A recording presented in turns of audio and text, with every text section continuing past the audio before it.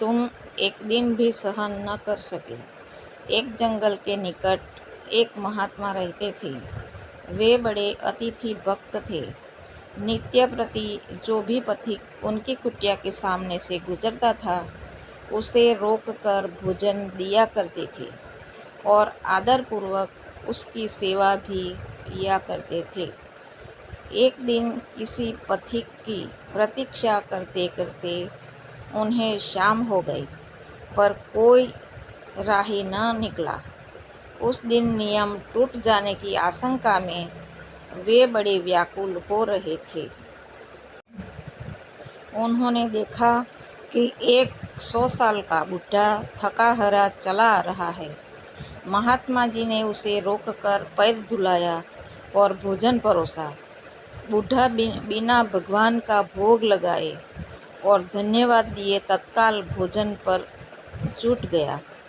यह सब देख महात्मा को आश्चर्य हुआ और बूढ़े से इस बात की शंका की।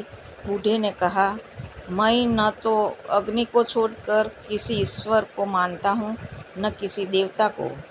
महात्मा जी उसकी नास्तिकतापूर्ण बात सुनकर बड़े क्रुद्ध हुए और उनके सामने से भोजन का थाल खींच लिया तथा बिना यह सोचे कि रात में वह इस जंगल में कहाँ कुटी से बाहर कर दिया गया।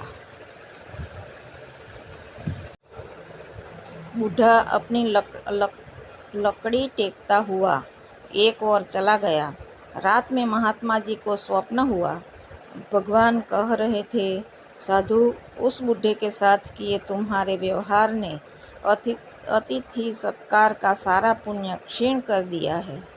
महात्मा ने कहा, प्रभु, उसे तो मैंने इसलिए निकाला कि उसने आपका अपमान किया था। प्रभु बोले, ठीक है, वह मेरा नित्य अपमान करता है तो मैंने उसे 100 साल तक सहा, किंतु तुम एक दिन भी न सह सके।